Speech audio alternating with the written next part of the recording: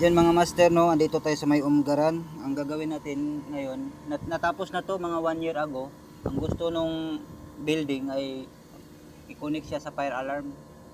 Ngayon nagdala tayo ng extra adapter, connector para sa fire alarm. Mamaya papakita namin sa inyo kung paano siya mag-trigger yung fire alarm niya. Yun, ito master, ito na yung ginawa natin na connector para sa fire alarm natin, para mag-emergency stop siya pagka may sunog.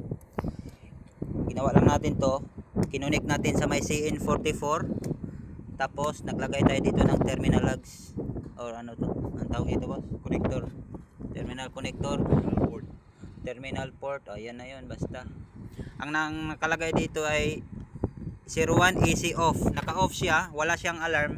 Ngayon iti-trig, kuan natin to, open na or close lang. i-jack natin to, baga i-short natin yung dalawa para magkaroon siya ng error. Ganito lang master,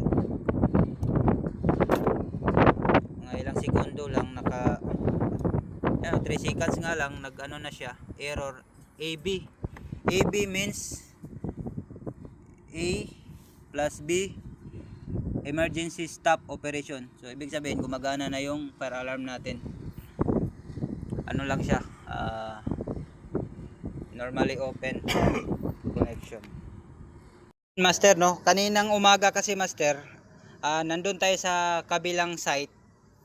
Bali ano yun, BRF unit din siya pero hindi siya solar. Kanina yung pinuntahan natin na nilagyan natin ng fire alarm para in case of emergency na may sunog or yung building may problema, mag-a-alarm lang siya master.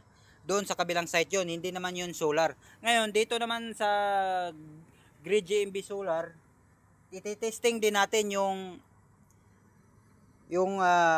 kuan niya, fire alarm, kung gagana ba siya. So nagawa na tayo dito ng wire. Itong wire na to, pang ano to siya, pang connect doon sa may fire alarm.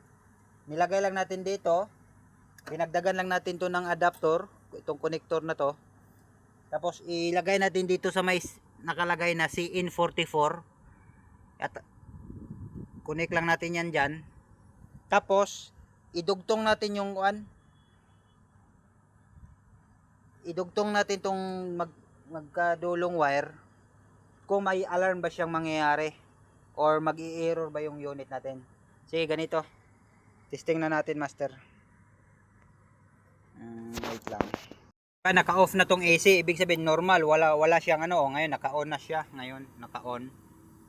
01 AC on. Nasa master area to siya, master outdoor master. Ito yung pang connection natin sa fire alarm. Nilalagyan na natin.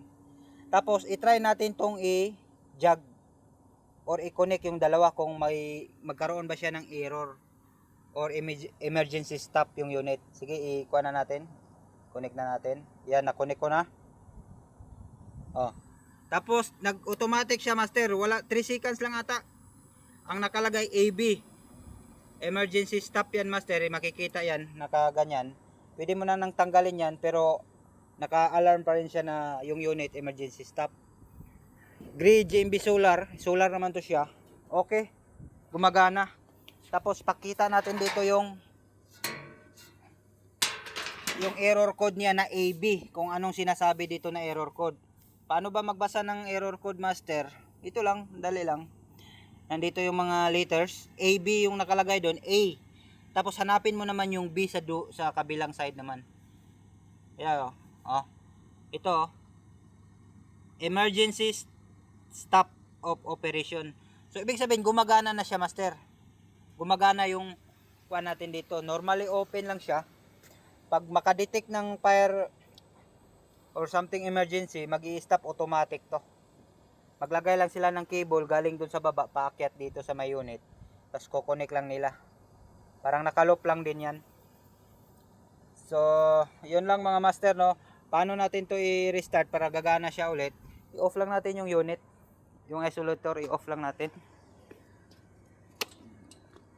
1, 2, 3, 4, 5 seconds, okay na yan, 5 seconds. Tapos balik tayo dito. Yan. Check natin kung bumalik na siya sa off or normal operation. Yan. 01 AC off. Normal operation na yan. All goods na yan. Pagka wala nang sunog or something problema sa building. Ganito lang. Ang lagyan lang natin to dito mamaya ng terminal connector. Ilagay lang natin dito, i-attach. So, gumagana na master. Yun lang mga master, kung paano mag-ano siya.